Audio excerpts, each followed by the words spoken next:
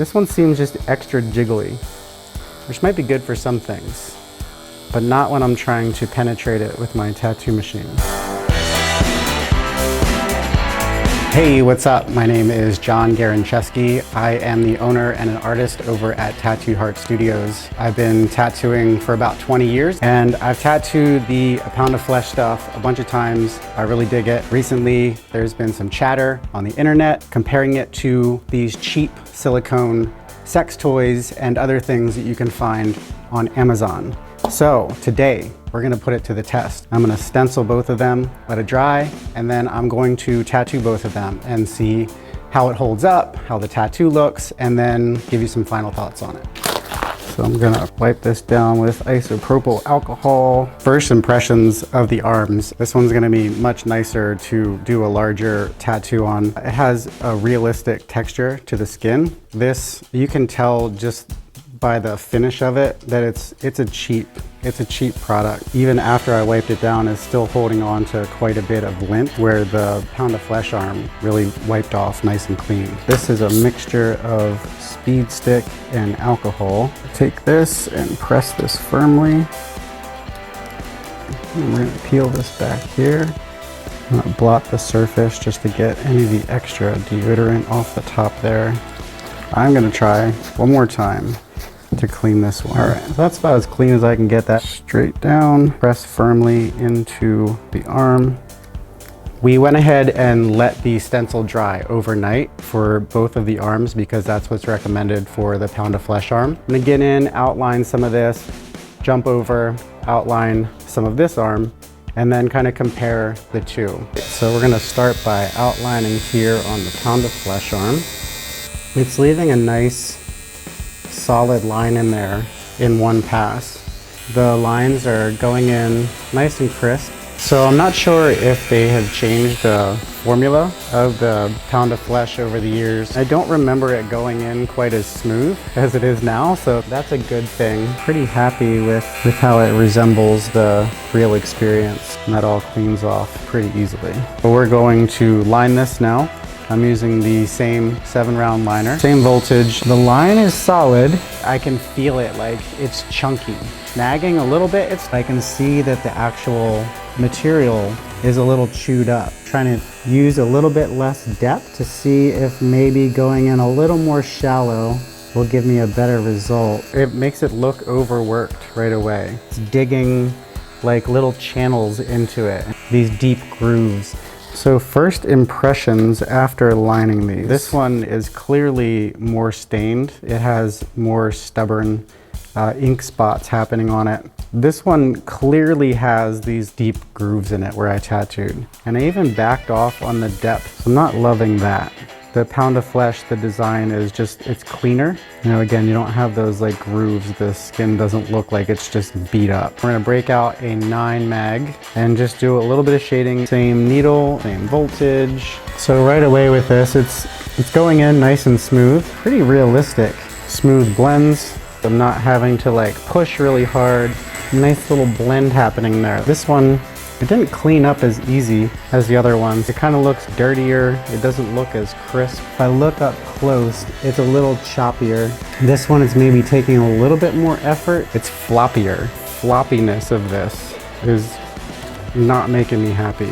This one has like this glossiness to it that's not allowing me to see the details like I could in this one. Just have to hold it at this like weird angle just so that I can see the surface and see the details in it. This one is so muddy and it's hard to really see those subtleties in the design. Deal breaker. So I want to take the stencils out of the equation, and we got a new friend here. This guy. I cleaned this one up really nicely with green soap, and I try to do the same with this cheap one. It might be good to practice on if it's going to be making the whole surface of what you're tattooing muddy and not being able to see it. It's not very good practice. Deal breaker. I'm just gonna do just a little swatch here. Nice solid swatch at the top there. Decent gradient when I'm kind of whipping it out. Let's try it with this one here. Okay, yep. You can see that the gradient is not as smooth. It's like choppier. This one is harder to achieve a nice blended look. And again, I'm having the issue of it not wiping clean. I don't have high hopes for this one. This one seems like the least tattooable. Maybe if you just really like having to do the same thing 5 times to build it up, then this one's for you. And this thing is flopping all around on me. In terms of like the smoothness and the solidness of the swatch, it's like the least awesome. That's a very technical term there. This is more realistic to the actual color that we were using. I have some results. I get why some people are scared of the higher price point of the pound of flesh. The reason why people are buying these is because they're cheaper and we're just practicing. The whole point of practicing something that's eventually going to be permanent is to get a really good experience that's as close to tattooing as possible. Now, the pound of flesh arm, it's still different than tattooing human skin. Yeah, it's more expensive, but it's a solid, kind of durable product. I found that it gave me a really clean result. And then once I finished tattooing this is something that I could display in my shop because it really shows how your work sits on a 3-dimensional surface. This is something that we have displayed over in our studio, and I know that our clients see it and they really like it. It creates a good impression. These, not sure that I would display these. I'm saying, like for real, it's not cleaning up well. It's muddy and it's dirty. This is all chewed up. There's like grooves tattooed into this thing. So the final product just doesn't look good. I also really appreciated the kind of matte finish of this. And they're very glossy.